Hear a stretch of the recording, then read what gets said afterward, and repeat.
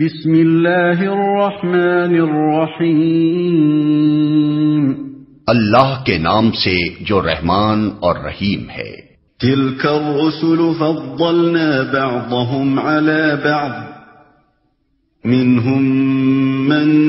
كلم الله ورفع بعضهم درجات وآتينا عيسى ابن مريم البينات وأيدناه بروح القدس ولو شاء الله ما اقتتل الذين من بعدهم من بعد ما جاءتهم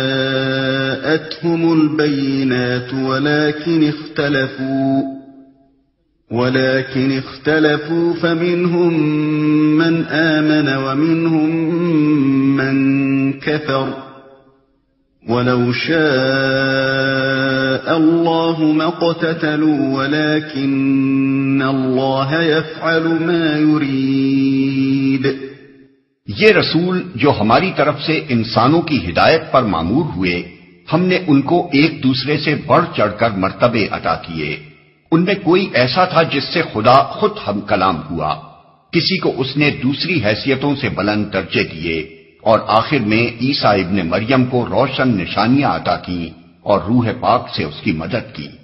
اگر اللہ چاہتا تو ممکن نہ تھا کہ ان رسولوں کے بعد جو لوگ روشن نشانیاں دیکھ چکے تھے وہ آپس میں لڑتے،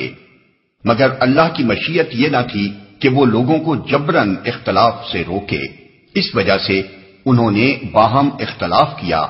پھر کوئی ایمان لایا اور کسی نے کفر کی راہ اختیار کی۔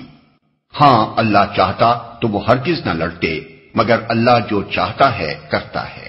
مطلب یہ ہے کہ رسولوں کے ذریعے سے علم حاصل ہو جانے کے بعد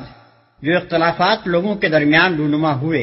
اور اختلافات سے بڑھ کر لڑائیوں تک جو نوبتیں پہنچی، تو اس کی وجہ یہ نہیں تھی کہ معاذ اللہ خدا بے بس تھا اور اس کے پاس ان اختلافات اور لڑائیوں کو روکنے کا زور نہ تھا۔ نہیں، اگر وہ چاہتا تو کسی کی مجال نہ تھی کہ انبیاء کی دعوت سے سرتابی کر سکتا اور کفر و بغاوت کی راہ پر چل سکتا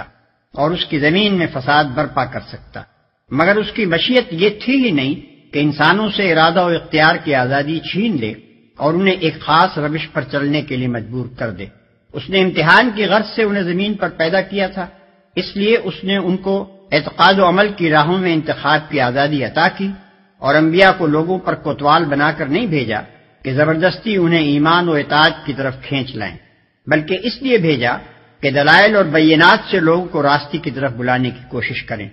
پس جس قدر اختلافات اور لڑائیوں کے ہنگامے ہوئے وہ سب اس وجہ سے ہوئے کہ اللہ نے لوگوں کو ارادے کی جو آزادی عطا کی تھی اس سے کام لے کر لوگوں نے یہ مختلف راہیں اختیار کر لی، نہ اس وجہ سے کہ اللہ ان کو راستے پر چلانا چاہتا تھا، مگر معاذ اللہ اسے کامیابی نہ ہوئی۔